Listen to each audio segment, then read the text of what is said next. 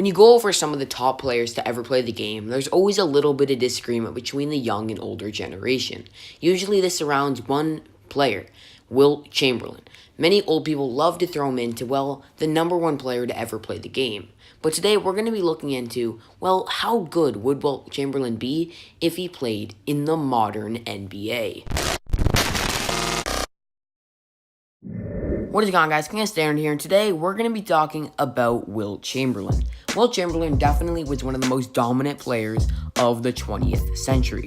He put up statistics that no one else ever came close to matching, and dominated the league in a way that no one ever will, and yet he often fails to receive the respect that he deserves. In the conversations of the greatest of all time, it's always, well, a hard discussion from the young to older generation. It's usually a lot of people that just bash Wilt Chamberlain for saying that he played against no competition. Although some aspects of game may be true, it is very unthinking way and not really a good argument to say that Wilt Chamberlain still would not dominate in the modern NBA of today. Leading the league in both categories, Wilt both impressive performances in his rookie season included a 41-40 game. In just the third game of his career, a 44-45 game, and a 43-rebound game, and a 44-42 game against Bill Russell, and a 58-42 game, as well as the numerous high-scoring games that he had in the length of his career. For comparison, only two people besides Wilt and Russell ever grabbed 40 or more rebounds in a game, and only Wilt notched a 40-40 game. Although he did put up these numbers, his team, well, never managed to win an NBA Finals, and he gained a reputation of, well, a loser who was concerned with his individual statistics rather than team achievements, and a notoriously poor teammate both on and off the court. In 1965, the Warriors even traded Wilt, who was in the midst of a 38.9 points per game and 23.5 rebounds per game season, to the 76ers. In 1966, however, things changed for him, as the 76ers hired Alex Hanum, who would convince Wilt to focus on winning a championship through good teamwork, other than, well, his individual statistics that he was putting up for himself.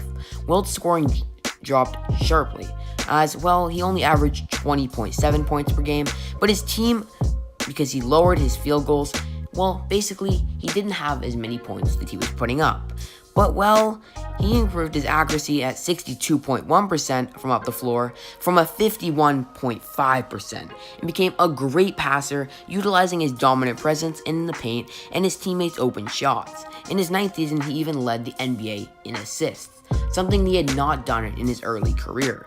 In the next series, they beat the Warriors in 6 games and Wilt claimed his first championship, basically saying, well, he put up statistics even at his young career and, well, played well as a passer, which is very big in the modern NBA of today. His statistics throughout his career incredibly was amazing, and he led it in semi-diverse categories. He led the league in scoring 7 times consecutively, and no doubt could have continued if he desired, along the record for points per game, and holds the record for points per game in a season, and it, well, isn't even close. He led the league in rebounds 11 times, including the first 4 last seasons of his career, and he holds the record for rebounds and rebounds per game in a season, and holds the career rebounding title. But let's wrap this up and, well, let's compare.